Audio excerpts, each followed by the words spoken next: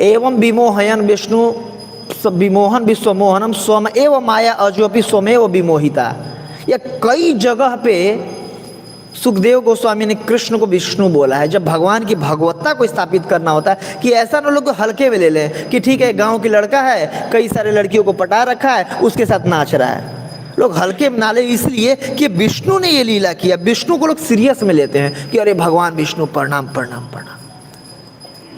तो इसके लिए भगवान विष्णु को करते हैं सुखदेव गोस्वामी ने कई जगह। तो ये जो भगवान विष्णु ने या जो कृष्ण ने जो लीला किया, बी क्रीडम ब्रज बधुम इदम इदम, जो ये वर्णन मैं किया हूँ, च विष्णुम श्रद्धान्वितो अनुसृणयाद अथ वर्णयेति यद, इसका श्रवण करने से अथ वर्णयेति यद, वर्णन करने से, कोई इसके बारे में सुन ले या वर्णन कर दे, दोनों में से कोई भी अगर कुछ कर दे, भक्तिम पराम भगवती प्रतिलभ्य कामम, तुरंत उसको लाभ होता है। कौन सा लाभ होता है? भक्तिम, कौन सी भक्ति? पराभक्ति, शुद्ध भक्ति, जिस भक्ति का गुण है कृष्णाकर्षणी, सुदुर्लभा, मोक्ष लघुता, वो वाली भक्ति तुरंत वो प्राप्त करता है।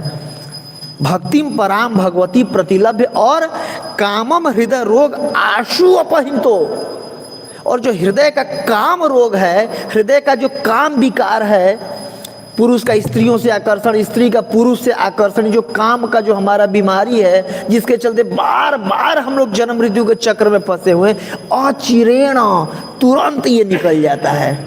अपहिनितो, तुरंत हृदय से हमारे काम का विकार खत्म हो जाता है। और अचिरेत धीर, वो व्यक्ति धीर बन जाता है ये सुनने मात्र से। तो सोचिए, जिस लीला को सुनने मात्र का ये फल है कि हृदय का काम रोग मिट जा रहा है, खत्म हो जा रहा है, क्या उस लीला में कोई काम का, ये भौतिक काम का विकार हो सकता है क्या?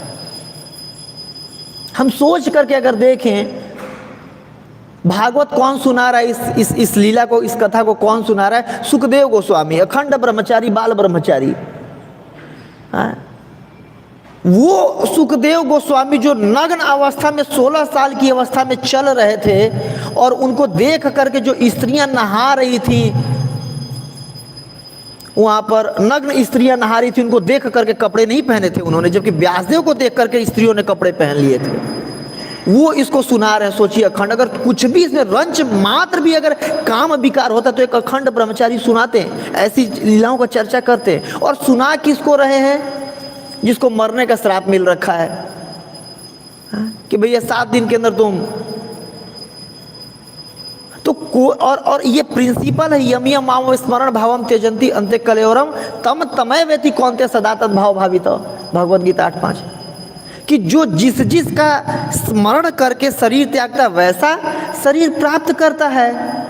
तो अगर रंच मात्र भी इसमें काम विकार होता तो क्या सुखदेव गोस्वामी एक मरते हुए व्यक्ति को ये सुनाते रासलीला? और अगर हम देखें तो भीष्म पितामह, अखंड ब्रह्मचारी, जो भीष्म व्रत, एक दृढ़ व्रत लिए हुए थे, वो जब शरीर त्याग रहे थे मरते समय, आखिरी के श्लोकों में जो भीष्म स्तुति Shrimad Bhagavatam 1st canto 9th chapter में आता है, आखिरी में ये वर्णन किए कि भगवान का उस रूप का जो गोपियों को आकर्षित कर रहे थे, जिस रूप से गोपियां आकर्षित हो रही थी, और जिस भगवान के जो रूप लाखों लाखों गोपियों को आकर्षित किए हैं। अब देखिए, थोड़ा भी रंच मात्र अगर इसमें होता तो महाजन में से एक है सुखदेव गोस्वामी भी और भीष्म पितामह भी, शंभु नारद शंभु कुमार कपिलो मनु, प्रहलाद जनको भीष्म बलि वयासकी वयम, वयासकी और भीष्म दोनों महाजन है। और ये शरीर त्यागते समय क्या भीष्म पितामह ऐसी इस रासलीलाओं का चर्चा करते? रंच मात्र भी अगर इसमें। और भगवान को अगर एक दृष्टिकोण से देखें तो ये रासलीला का क्या जरूरत है? भगवान आत्मा राम आप्त काम है, भगवान आत्मा राम है। भगवान को अगर कुछ आनंद चाहिए तो वो आनंद भगवान से ही भगवान को आनंद मिल जाता है। प्लस आप तो काम अपने आप में संतुष्ट हैं। मुझे कुछ चाहिए, एक तो मैं कुछ चाहिए नहीं, आत्मा राम हूँ, मैं हमेशा प्रसन्न रहता हूँ। और अगर कुछ चाहिए भी तो मुझी से मुझको आनंद मिल जाएगा। आप तो काम, मेरी कामना आप तो मतलब खुद से पूर्ण होने वाली है। सोच करके देखे तो कृष्ण को उस रासलीला की क्या जरूरत है? और भगवान अपने आप में कहते हैं कि बताओ औरतों के साथ लड़कियों के साथ कर ली। भगवान पूर्ण है अपने आप में, ओम पूर्णमद पूर्णम, पूर्ण है। पूर्ण व्यक्ति को किसी चीज की क्या जरूरत है?